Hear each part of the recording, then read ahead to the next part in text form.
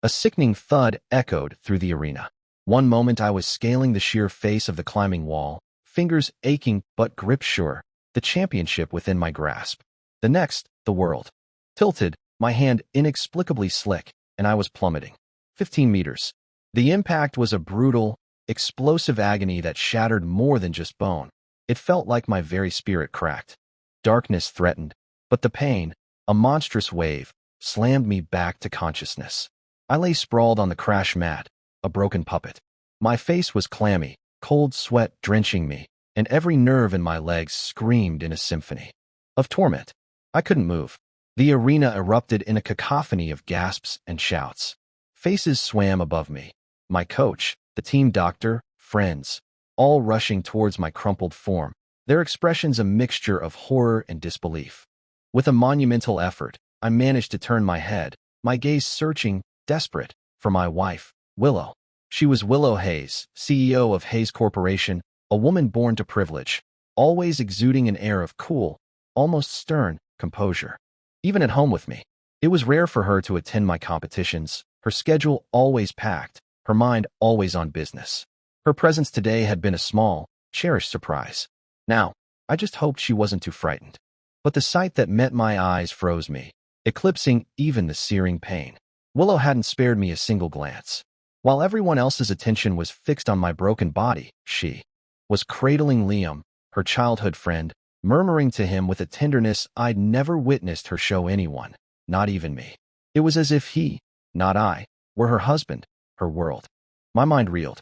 She then turned, her voice sharp, cutting through the concerned murmurs. Liam's fainted. Doctor, get the doctor over here now. In that instant, the physical agony was dwarfed by a deeper, more crushing pain in my chest. I, her husband, had fallen from a significant height, my life potentially hanging in the balance, and her only concern was whether her childhood friend had been startled. Willow gestured imperiously, and her bodyguards, always hovering nearby, moved to physically redirect the team doctor, the only doctor on site, from me towards Liam. Lying there, through the shifting legs of the crowd, I saw Liam, nestled in Willow's embrace, crack open an eye and shoot me a fleeting, triumphant smirk. Even without that blatant provocation, his fainting act was laughably transparent. But Willow, blinded by her concern for him, bought it hook, line, and sinker. Or perhaps, even, if she suspected, she wouldn't risk Liam's well-being on the slim chance he wasn't faking. Her solicitude for him far exceeded the bounds of ordinary friendship. A profound weariness settled over me. It was a chilling revelation. My life, to my own wife, was so insignificant. A cough rattled in my chest, and a spray of crimson erupted from my lips. Call an ambulance. Now, Coach Miller, bless his aging heart, was the first to reach me, his voice booming with urgency as he yelled at the surrounding staff. He saw Willow's bodyguards accosting the doctor, and his face flushed with apoplectic rage. Willow, Ethan is your husband. He's critically injured, and you're taking away the only doctor. Willow shot me a cold, dismissive look. It's just a fall. What's the big deal? She retorted, her voice laced with an unbelievable callousness. Ethan, you really went all out for this. Little drama, didn't you? Now the whole arena is fussing over you. Satisfied? Then, her voice rose again, sharp with anxiety. Quick, shield him. Liam can't stand the sight of blood. A bitter laugh tried to escape me, but it caught in my throat. Everyone knew my passion for climbing, my life's devotion. The idea I'd sabotage my own career for attention was ludicrous. Listening to Willow's sarcastic barbs, I tried to speak, to deny it. No, it wasn't. My voice was a mere whisper. Willow didn't hear, or chose not to, but seeing my lips move, she rolled her eyes. Liam is delicate. He needs to see the doctor first. Coach Miller, a man of usually stoic and unshakable character, was trembling with fury. I was lying there, bleeding, my life uncertain, and she dismissed it as no big deal. The bitterness in my heart spread, stinging my eyes. The blatant preference, the stark contrast in her treatment of us. It was painfully clear who held her affections. I wanted to tell Coach Miller to stop arguing, that it was useless, but my throat was now clogged with blood. I couldn't utter a single word. Between Liam and me, she would always choose Liam. I'd known it, on some level, for years. I'd always made excuses for her, telling myself she was a loyal person, that their long history naturally meant she'd show him extra care. But now, in this moment of life and death, I could no longer deceive myself. Were those tears blurring my vision, or just the sweat and grime? Was it the physical pain, or the agony of a heart finally admitting defeat? If I died right here, right now, would she feel even a flicker of regret? Regret that, perhaps, if the doctor had seen me first, I might have lived? Liam Sterling. Coach Miller's voice boomed, raw with anger. If you don't stop this charade right now, I swear on my entire career, I will ruin you. Willow was too fixated on Liam, so the coach, abandoning all pretense of decorum, went straight for her weak spot. Liam's eyes fluttered open, feigning disorientation. What happened? I remember Ethan falling. I got so worried. He then looked at Willow, tears welling in his eyes, a perfect picture of guilt and distress.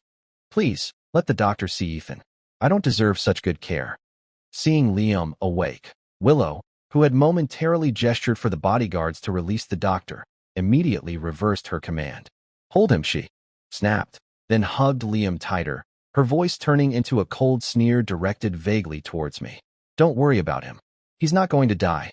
My heart, already fractured, felt like it was being systematically carved into 1,000 pieces. That last shred of hope I'd clung to, severed. Coach Miller knelt beside me. I struggled, mouthing the words, check. The chalk, powder. His eyes, filled with tears of his own, met mine, and he nodded with grim determination. Finally, I could let go. As darkness enveloped me, a single, resolute thought solidified in my mind. If I survive this, I'm divorcing her. Willow, your love, I no longer want it. In my delirium, I drifted back to the year I met Willow. I'd just discovered my passion for climbing and had come to this city for a competition. When she first saw me, there was a peculiar listen, a moment of stunned pause, in her eyes. I'd always naively interpreted it as love at first sight. Her strength and determination captivated me, and we quickly became a couple. That year, a severe economic crisis hit, and her family's company, Sterling Group, then teetered on the brink of bankruptcy. I couldn't bear to see the woman I loved brought so low. She only knew me as an ordinary working guy, a passionate climber. Willow hated being overshadowed or indebted to anyone, so I secretly sold my own burgeoning tech company, a venture I'd poured my heart and soul into. Adopting the guise of an anonymous foreign investor, I funneled the capital into her family's business, breathing life back into it. We nurtured you for all these years, and you throw away a promising business career for a woman? My father, Mr. Hayes, had been incandescent with rage when he found out. The slap he gave me stung less than the disappointment in his eyes. I, Arthur Hayes, have no son so foolishly blinded by love. You will break it off with that woman right now, and you will abandon this ridiculous climbing obsession. Either come back and take your place in the family business, or get out of this house. Dad, I'm sorry, I'd said, unable to meet his gaze. Willow is the love of my life, and climbing is my passion. I knelt and kowtowed 3 times, a traditional gesture of deep respect and irreversible decision, then walked away, choosing my love and my dream. With the new investment, Willow's company was saved. She accepted my marriage proposal, and I believed I had finally found true love and happiness. She smoothly took over Sterling Group from her father. Later, she renamed it L&W Holdings. Liam and Willow. A single tear escaped the corner of my eye in my unconscious state. It had never occurred to me that the L might stand for Liam. We did have sweet moments in our courtship and early marriage. She supported my dreams, once saying that a woman's greatest love for a man was her willingness to support him. She encouraged me to pursue my climbing ambitions full-time. I was deeply moved, feeling like the luckiest man alive. Occasionally, she would gaze into my eyes with a distant, searching look, but I convinced myself it was just her. Being a career-focused woman, that emotions were a smaller part of her life, and that I was the entirety of that small part for her. Everything changed when her childhood friend, Liam Sterling, returned from his studies abroad. I saw a new Willow then, one who laughed with unbridled enthusiasm, who fussed and cared for someone with an intensity that stunned me. In my dream, Willow's face morphed with Liam's, his eyes staring back at me. Suddenly, I noticed something chilling. His eyes, the shape, the color, were strikingly similar to mine. Of course, that explained the way she sometimes looked through me. I was just a stand-in, a substitute. The first person I saw when I regained consciousness was Willow. Even with my resolve to sever ties, my heart gave an involuntary, traitorous leap. Investigate what chalk powder? Seriously, what a waste of time, she said, her voice sharp with impatience before I could even speak. Look, you're awake now, aren't you? Tell your coach to drop it. Not a word of concern for my well-being, only annoyance. A bitter smile touched my lips. Even now, after everything, a foolish part of me had dared to hope. The chalk was tampered with, I stated, my voice flat, devoid of its usual warmth. I asked Coach to investigate. Having pieced things together, the need to please her had evaporated. I listened as the attending physician detailed my injuries. It was like hearing a death sentence for my career. My leg. It was ruined. I'd be able to walk, yes, but climbing? Never again. The sport that was my lifeblood, the dream I defied my family for, was gone. How was this different from taking half my life? Your own skills were lacking, and now you're blaming the chalk. Willow, taken aback by my cold tone, scoffed. A truly skilled climber doesn't need anything to reach the top. She waved a dismissive hand. All right, you can't climb anymore. I'll support you for the rest of your life. Let's just drop this whole investigation. Willow rarely involved herself in my climbing affairs. Why was she so insistent on stopping this now? So quick to make it go away? An image flashed in my mind, Liam. He was the only one who had handled my chalk bag. Before the competition, he'd approached me, saying Willow wanted to see the chalk. Eager to please her, I'd handed it over without a second thought. When he returned it, I hadn't bothered to check, trusting him implicitly, and went straight to the wall. It was only when I was halfway through the climb, using up a good portion of the chalk, that I felt something was wrong. It was becoming incredibly slippery, but I'd pushed the thought aside, focused on winning, hoping to make Willow proud. That blind trust had led me to this. Liam. It had to be him. Just then, Coach Miller burst in, breathless. Ethan, we checked the security footage. It was that Liam Sterling. He switched your chalk. So it was true. The knot of dread in my stomach tightened into a cold stone. He had destroyed my passion, my career. I wouldn't let him get away with it. Coach Miller, I said, my voice firm, not even glancing at Willow. Call the police. I couldn't gamble on Willow's loyalty, not anymore. No, you can't call the police. Willow shrieked, her voice sharp with panic. If you report him, Liam's future will be ruined. He's about to start a prestigious position at the Research Institute. A criminal record will destroy everything for him. She turned on me, her eyes blazing. Ethan, don't be so vindictive just because you're jealous. Your future is ruined. So now you want to ruin Liam's too? I told you, I'll take care of you for life. Why can't you be satisfied with that? She didn't even question if Liam was the culprit. Her immediate defense confirmed it. She knew. Why? I couldn't comprehend it, and the realization sent a fresh wave of cold despair through me.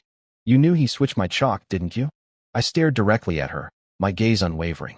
I couldn't believe she would condone such a heinous act. A flicker of guilt crossed her face, quickly replaced by defiance.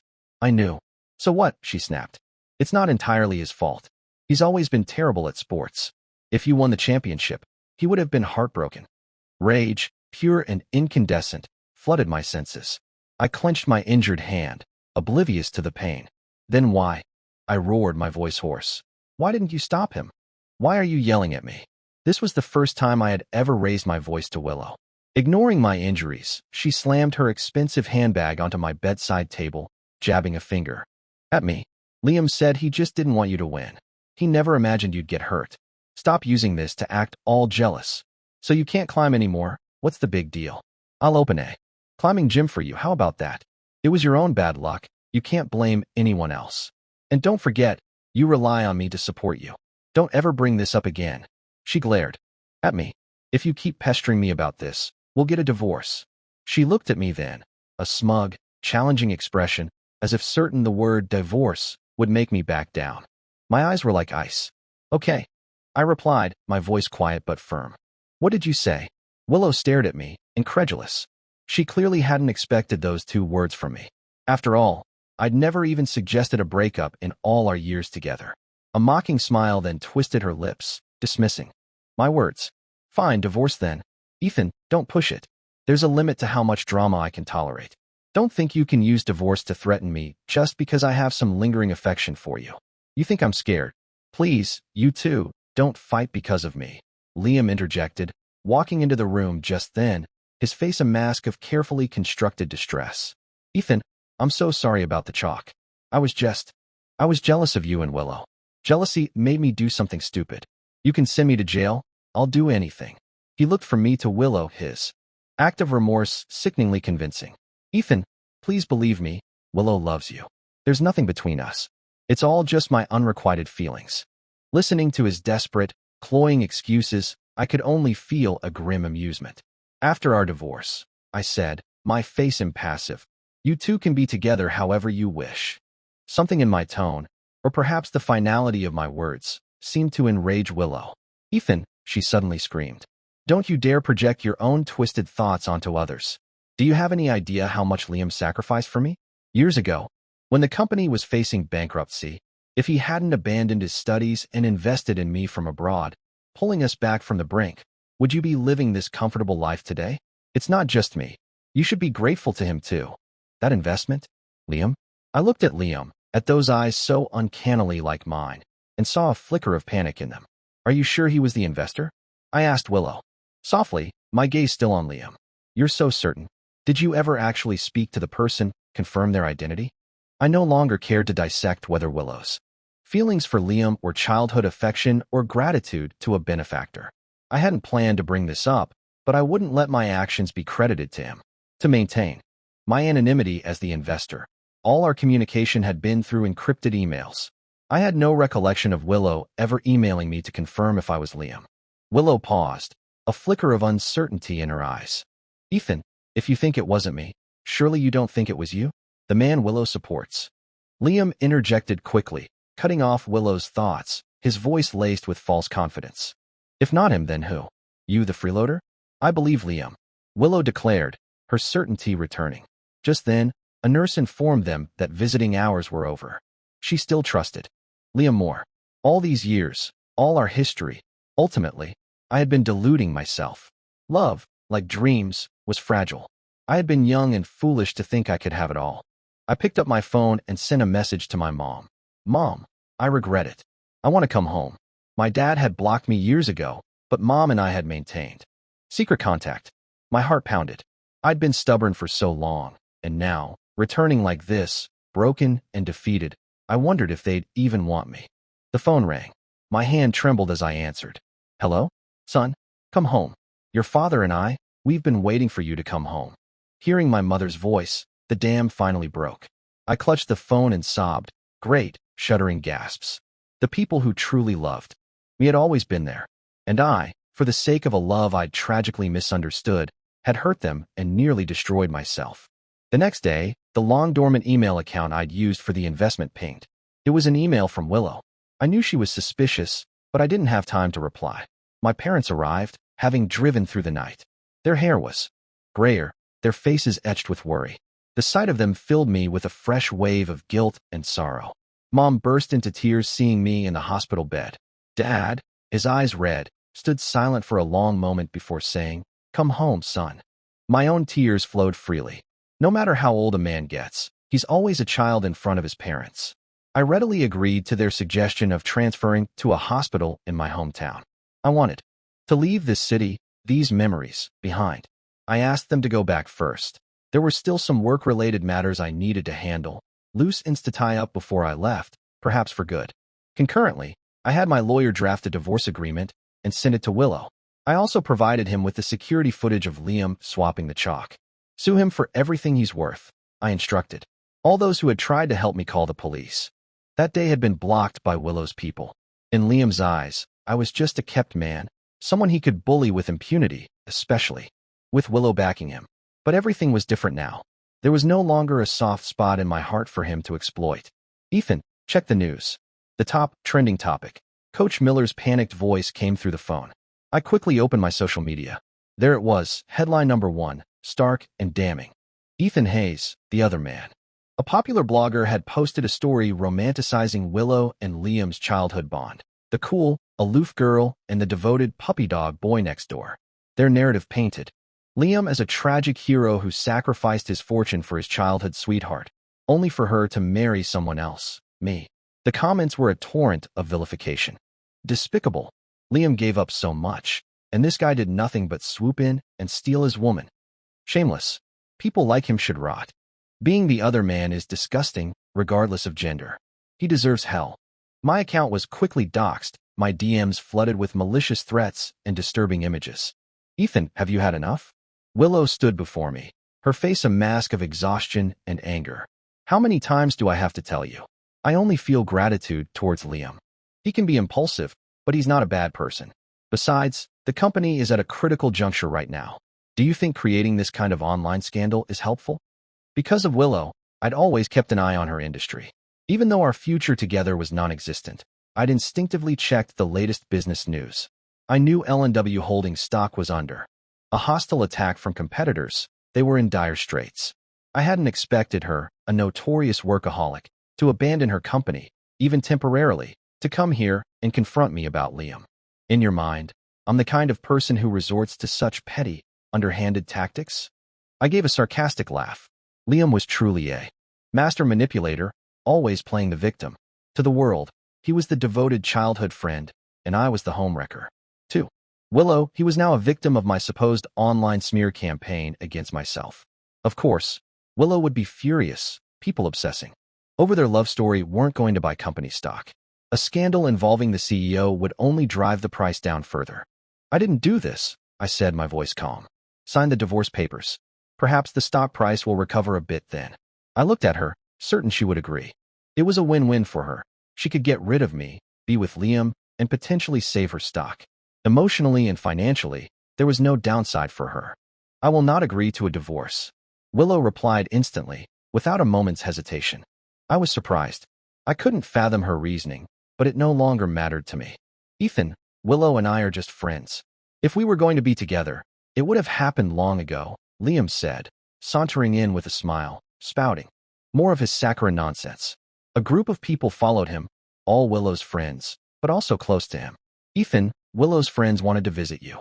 You don't mind, do you? He then added, as if by chance, back when Willow was struggling, I gave her all my money. She's just grateful, that's all. As he spoke, he casually adjusted his collar, revealing a necklace, this year's most popular matching couples design, identical to the one Willow always wore. TSK, people are so different. Some men just freeload and marry for money, while others sacrifice silently. One of them chimed in. He didn't end up crippled?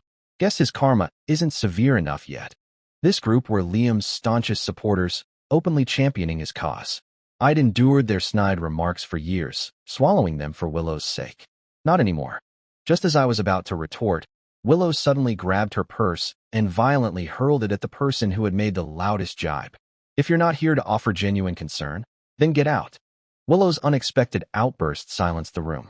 I raised an eyebrow, surprised she would embarrass Liam to defend me. Liam, too, was visibly stunned.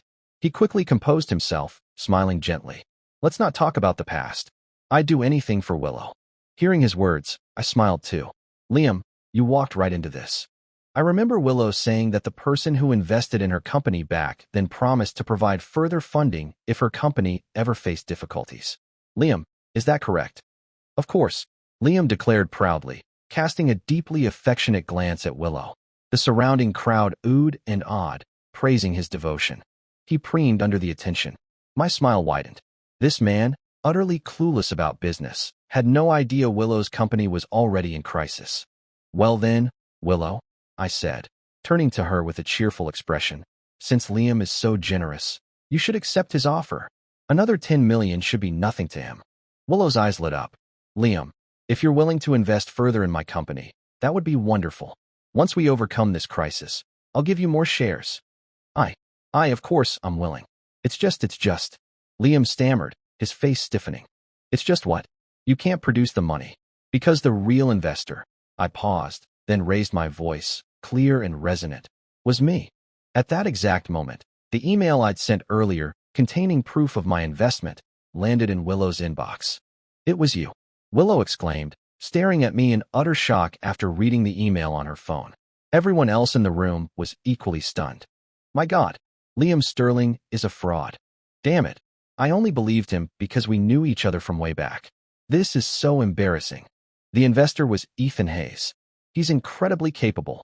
Her friends exchanged bewildered glances, their hushed condemnations of Liam growing louder. Liam had meticulously crafted this image of a benevolent angel investor, claiming he'd used all his living expenses to fund Willow. Everyone had lauded him not just for his loyalty, but also for his supposed business acumen. Now he was the biggest joke in the room. Liam's face turned deathly pale, beads of sweat popping on his forehead. The chorus of mockery made him tremble. Willow stood silently, a volcano on the verge of eruption. I knew how much she had indulged Liam because of his supposed charcoal and snowy weather act of salvation. The extent of her past indulgence would now fuel the inferno of her rage. Suddenly, Willow's gaze, now icy with fury, fixed on Liam. He looked nothing like his usual polished self, stammering desperately. Willow, I didn't mean to pretend to be the investor. I was just so afraid of losing you. Willow's hand shot out, and the crack of a slap echoed in the room. Then she lunged at him, raining blows and kicks. You dared to deceive me. I treated you as a savior, and you played me for a fool. Liam didn't dare fight back, only whimpering and pleading. Soon, his face was a bloody mess. No one moved to stop Willow. Some even landed a sly kick when they could. Get this out online. Expose him. Willow finally panted, exhausted. She turned to her assistant, her voice cold as steel. He wants to join a research institute. He can forget about ever showing his face in public again. Then, as if struck by a sudden thought, she rushed to my bedside. Ethan, I was wrong. I was so wrong. I was blind, bewitched by that liar. Please, I beg you, forgive me. She knelt, prostrating herself. I swear, there was nothing between Liam and me.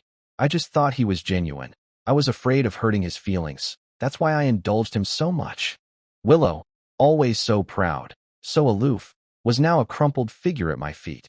Her usually immaculate hair was disheveled from the exertion, her entire demeanor one of unprecedented desperation.